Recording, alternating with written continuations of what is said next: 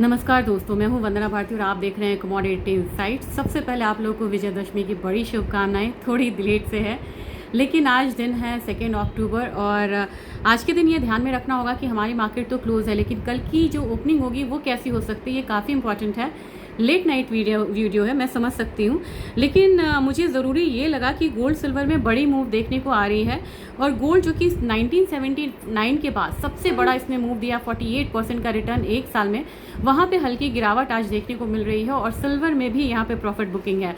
और सिल्वर में सितंबर महीने में हम लोगों ने 20% तक का रिटर्न आता हुआ देखा है। तो क्या इसको कहें कि बड़ी गिरावट है या फिर छोटी गिरावट है जहां से फिर से मार्केट संभल सकता है, इस पे ही बात यहां पे करेंगे। और किस तरीके की मूवमेंट है ये मैं पहले आपको बताना चाह रही हूं क्योंकि मूवमेंट काफ़ी इंपॉर्टेंट यहां पे आई है।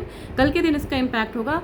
गोल्ड फ्यूचर्स में मैं बहुत बड़ी मूवमेंट यहाँ पे नहीं देख रही हूँ। 3868 के करीब फ्यूचर्स ट्रेड हो रहा है, यहाँ पे 0.76% डाउन है। $30 का यहाँ पे एक फॉल है, जबकि यूएसडी में आप देखेंगे तो 0.74% का डाउन साइड है। और कितना फॉल है यहाँ पे भी $29 का फॉल है।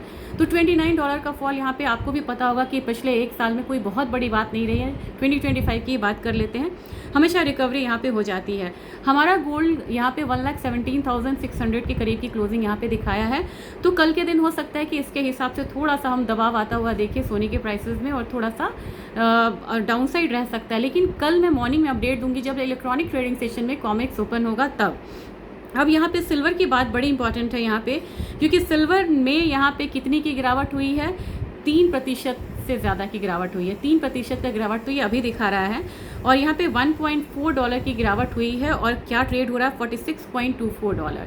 अब यहाँ पे ये देखना होगा कि अगला जो पड़ाव है यानी कि जो सपोर्ट है वो कहाँ पे आता हुआ दिख रहा है।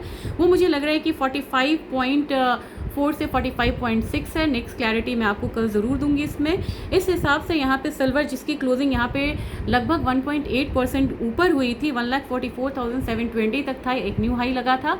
तो कल के दिन में यहाँ पे एक गिरावट यहाँ पे कंटिन्यू रह सकती है। और नेक्स्ट यहाँ पे कल 7:30 के बाद का जो अपडेट आएगा उसमें मैं बताऊंगी आपको कि कितनी यहाँ पे लगभग गिरावट आ सकती है हमारे बाजार में। हमारे बाजार में सिर्फ गोल्ड और सिल्वर ही नहीं टूटा यहाँ पे क्रूड ऑयल भी है 2.14%। यहाँ पे 54.93 के करीब क्लोजिंग थी हमारे MCX की। उस हिसाब से लग रहा है कि एक बारी फिर से 54.20 54.30 वाला जो जोन है वो देखा जा सकता है। नेशनल गैस एक रेंज में है, यहाँ पे बहुत बड़ी चिंता की बात नहीं है। लेकिन अगर देखा जाए तो मूव यहाँ पे बेस मेटल काउंटर में भी देखने को मिल सकता है।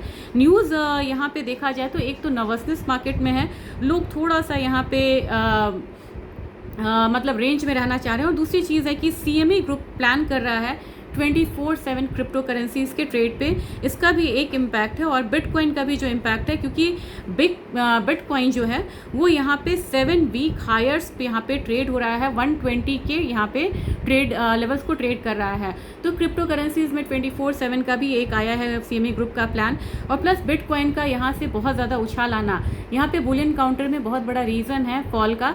नेक्स्ट डिटेल में कल बात करेंगे, लेकिन संभल के ट्रेड करना है। और एक मेरी राय रहेगी, मैं यहाँ पे ट्रेडिंग बेस यहाँ पे राय नहीं दे सकती हूँ, लेकिन आपसे ये चीज़ कहना चाहूँगी कि कभी भी डस्ट सेटल होने दें, यानी कि मार्केट ओपनिंग पे यहाँ पे ट्रेड आपको नहीं लेने चाहिए और वेट करिए यहाँ पे नॉर्मलाइज होने का।